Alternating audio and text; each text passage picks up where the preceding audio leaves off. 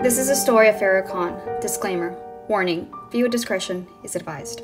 Farah Khan was born on February 4th, 1994 in Toronto, Canada.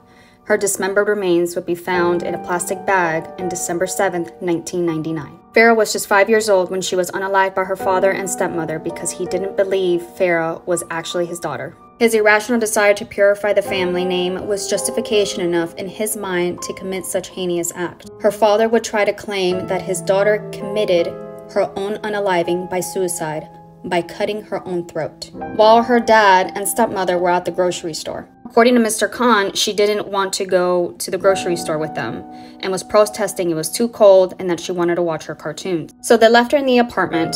Mr. Khan told detectives in a video interview on January 19, 2000, and when they got home, darned if she wasn't lying on the living room floor, near unalived, blood everywhere, her body went limp.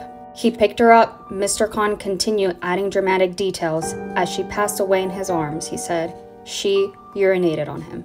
With that being said, no one would believe the truth that Farah had unalived herself. So the next thing he did was to carry his own daughter into the bathroom and cut her into pieces, 8 of them, not counting her head and her torso. That was Mr. Khan's story of 4 years ago. Mr. Khan has since abandoned that original version of events. The first parts of Farah's dismembered body were discovered on December 7th, 1999 by a woman who was walking her dog at a lakefront park not far from where she lived. This woman, Miss Fisher, will later identify Mr. Khan and Miss Fatima as the couple she saw by the water digging among the rocks and who first suspected of having buried drugs here.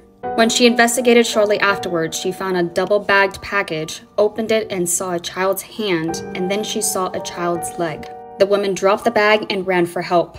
Police would later discover a total of 5 different bags in different locations in the park and another in the north end of the city, finding the little girl's head, ignominiously hidden face down under a rock, only Mr. Khan acting as a guide. Farah's torso was never located, though the bag that apparently contained it was still bearing traces of her blood.